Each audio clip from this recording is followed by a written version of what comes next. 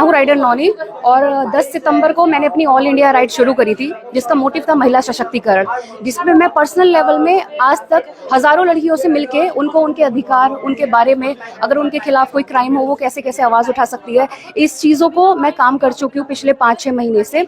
और ये सारी चीज़ें मैं लाखों लोगों तक पहुँचाती हूँ मेरी वीडियो के जरिए। लेकिन मेरे साथ अभी हम 2 व्हीकल है, जिसमें एक मेरे साथ मेरा कैमरा हैंडलिंग और सब कुछ संभालते हैं और एक मेरी गाड़ी। हम लोगों की एक गाड़ी चोरी हो गई है आसाम गुवाहाटी में एंटर करने के साथ ही, और अभी ये वही प्रॉपर्टी है, उसी प्रॉपर्टी की पार्किंग है जहां से बाइक चोरी हुई है। यहाँ पे प्रॉपर सीसीटीवी कैमरा है, दरवाजे है, ताले हैं, सब कुछ है।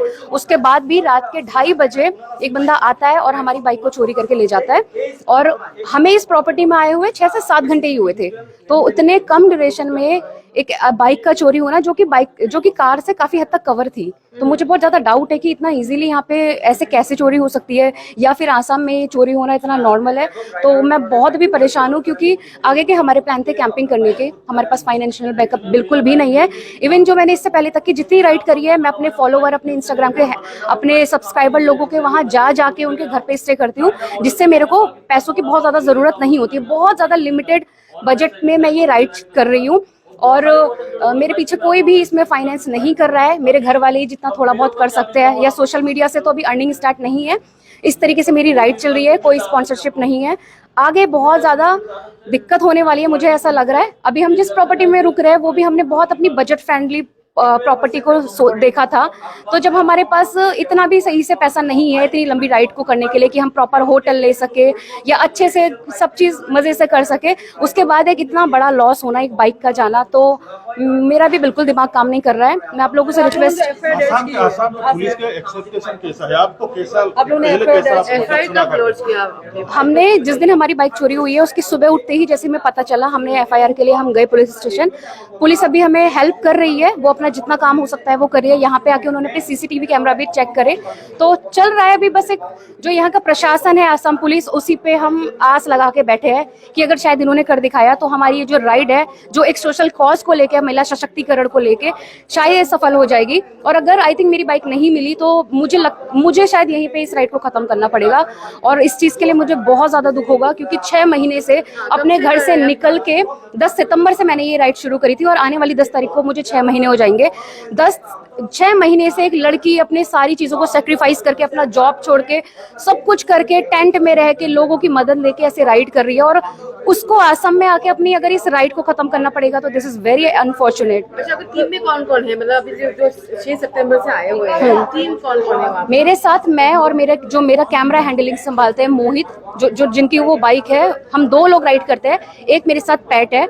और आसाम में एंटर करने के साथ ही 2 हमारे को randomly all over India road trip करते हुए लोग मिले थे, जिन्होंने हमें ज्वाइन कर लिया, और हमने साथ में प्लान किया कि अब हम कैंपिंग करेंगे।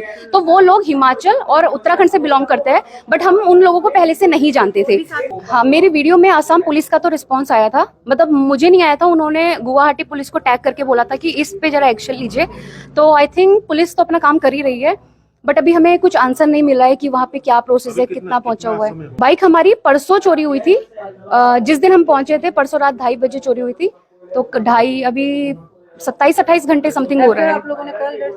हाँ, हमने सुबह उठते ही जैसे हमें पता चला कि हमारी बाइक यहाँ पे नहीं है, हमने एफआईआर दर्ज करी है। सीसीटीवी विजुअल्स देखा आपने? हाँ, सीसीटीवी कैमरा देखा है मैंने। बंदा आया था कि? एक बंदा था, अकेला आया था प्रॉपर। उसने अंदर आने के लिए दरवाजा खोला, उसके अंदर बाइक का हैंडल तोड़ा, फिर वो थोड़ी देर तक के लिए पीछे वाले एरिया में गया। वो क्या करने गया कुछ समझ में नहीं आ रहा था, क्योंकि वहां कैमरा नहीं था। उसने गाड़ी स्टार्ट करी, फिर वो वापस चला गया, बहुत ही आराम से, इत्मीनान से, मतलब बहुत ही इजीली उसने चोरी करी।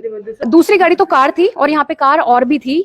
तो मेरी बाइक का हैंडल के जो हैंडल होता है, जो हैंडल लॉक होता है, उसमें कुछ स्क्रैच है। जैसे चोरी करने से पहले जो अगर वो सक्सेसफुल ना हो तो उसमें जो जिस तरीके के स्क्रैच बचेंगे वो मेरी बाइक में है, और दूसरी वाली का तो तोड़ के बाइक ही गायब हो गई है। तो मेरी गाड़ी, जो मेरी अपनी पर्सनल गाड़ी है, उसको भी चोरी करने की कोशिश की गई है। अभी मुझे उनकी तरफ से कोई ऐसा रिस्पॉन्स नहीं मिला है। उन्होंने बस यही बोला था, भी हमें नहीं पता है, शायद उनका इन्वॉल्वमेंट ना हो, लेकिन जिस तरीके की वो चोर की हरकतें थी, जितना कॉन्फिडेंट वो था और जितना कंफर्टेबली वो गाड़ी ले गया, उस हिसाब से ऐसा लग रहा है कि शायद उसे कोई हेल्प कर रहा हो, लेकिन मुझे भी इस बारे में कुछ नहीं पता। हमारा बाइक था यामाहा R15 वर्जन 4।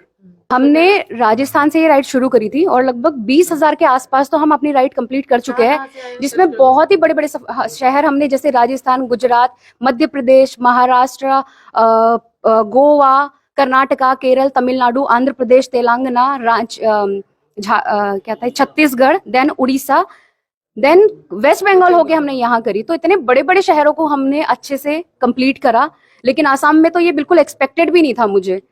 तो अब आप लोग जवाब दीजिए कि कौन इस चीज के रिस्पॉन्सिबल है। क्या यहाँ का प्रशासन इतना हल्का है कि सेफ्टी प्रोवाइड नहीं करता, या यहाँ के लोगों के मन में इतनी खराबी है कि 6-7 घंटे में आई हुई बाइक को वो आसानी से चुरा देते हैं। हमारे साथ 2 बाइक थी और एक कार थी उन लोगों की, जिन लोगों ने हमें लगभग 5 दिन पहले ज्वाइन किया था, इस हादसे के 5 दिन पहले। जगह घूमने अभी हमने सिर्फ गुवाहाटी में एंट्री करी थी, इससे पहले हमने आसाम के बॉर्डर में कैंपिंग करी थी। गुवाहाटी सिटी में एंटर करने के साथ ही हमारे साथ हादसा हो गया। नॉर्थ ईस्ट की तो अभी शुरुआत भी नहीं हुई है। कहाँ पे रुके हुए हैं? स्टे कहाँ पे हुआ है? ये गेस्ट हाउस कहाँ? क्या नाम गुवाहाटी है? कितना सुरक्षित महसूस हो रहा है? भाई गुवाहाटी आने, अगर इंसिडेंट्स के 6 से 7 घंटे पहले मैंने वीडियो डाली है कि मैंने आसाम में एंट्री कर ली है, और सिर्फ एक ऐसा आसाम का डेडिकेटेड वीडियो था जो मुझे लगा था लोग यहाँ पे बहुत अच्छे होंगे, क्योंकि हमारा जो उत्तराखंड, हिमाचल और लद्दाख वाला रीजन है, वो हमेशा से हमने वहाँ पे बहुत ज्यादा सिक्योर फील किया है। वहाँ क्राइम रेट इतने नहीं होते, तो हमें नॉर्थ ईस्ट से, आसाम से यही उम्मीद थी कि पहाड़ के लोग अच्छे होते हैं, यहाँ क्राइम उतने नहीं होते हैं। लेकिन अब ये मैं क्या बोलूँ, आसाम के लोगों के लिए मुझे दुख हो रहा है अगर यहाँ पे बाइक का चोरी होना इतना आसान है। तो ये जर्नी आप लोगों ने उत्तराखंड से स्टार्ट की थी? जी, ये उत्तराखंड से हमने स्टार्ट करी थी, देहरादून से। 10 सितंबर को मैंने ये जर्नी स्टार्ट की थी, और हमारे कैबिनेट मंत्री माननीय बहुगुणा जी हैं, उन्होंने इस जर्नी का मेरा फ्लैग ऑफ किया था। तो पूरा हमारे उत्तराखंड के गवर्नमेंट का, सबका इन्वॉल्वमेंट था। उन्होंने मुझे शुभकामनाएं दी थी इतने अच्छे कॉज के लिए कि मैं महिला सशक्तिकरण के लिए काम कर रही हूँ। लेकिन मैं बहुत ज्यादा दुखी हूँ अभी इस बात के लिए। तो आई होप कि जो आसाम का प्रशासन है वो हमारी मदद करे और हमारी बाइक हमें जल्दी से जल्दी मिल जाए। आपको तो नोनी बाइक राइडर नाम से आपका इंस्टा में आपका पेज है, तो आपने बोला जॉब छोड़ रहा है, तो आप क्या जॉब करती थी और आपका शुभ नाम क्या है? मेरा नाम पूजा तलाल है और मैं फिटनेस फील्ड में काम कर रही थी। लगभग पिछले 1.5 साल से मैंने अपना जॉब छोड़ रखा है, जिसका रीजन सिर्फ यही था कि मुझे बाइक राइडिंग में अपना पैशन पूरा करना था और अपना करियर बनाना था।